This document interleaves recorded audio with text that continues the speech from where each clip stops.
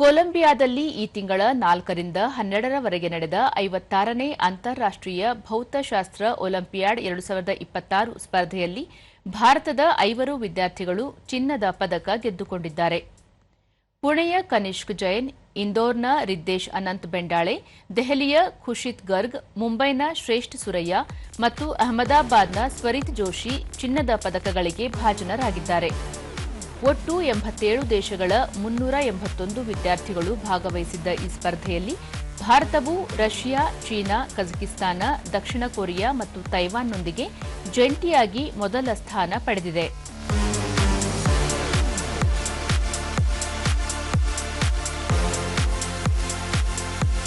ಅಂತಾರಾಷ್ಟ್ರೀಯ ಭೌತಶಾಸ್ತ್ರ ಒಲಿಂಪಿಯಾಡ್ನಲ್ಲಿ ಚಿನ್ನದ ಪದಕ ವಿಜೇತ ಭಾರತೀಯ ಯುವ ತಂಡವನ್ನು ಪ್ರಧಾನಿ ನರೇಂದ್ರ ಮೋದಿ ಅಭಿನಂದಿಸಿದ್ದಾರೆ. ಈ ಸಾಧನೆ ದೇಶದ ಯುವ ಶಕ್ತಿಯ ಅಪರಿಮಿತ ಸಾಮರ್ಥ್ಯ ಹಾಗೂ ವಿಜ್ಞಾನ ಮತ್ತು ಸಂಶೋಧನೆಯೆಡೆಗಿನ ಅವರ ಉತ್ಸಾಹಕ್ಕೆ ಮತ್ತೊಂದು ಉದಾಹರಣೆಯಾಗಿದೆ.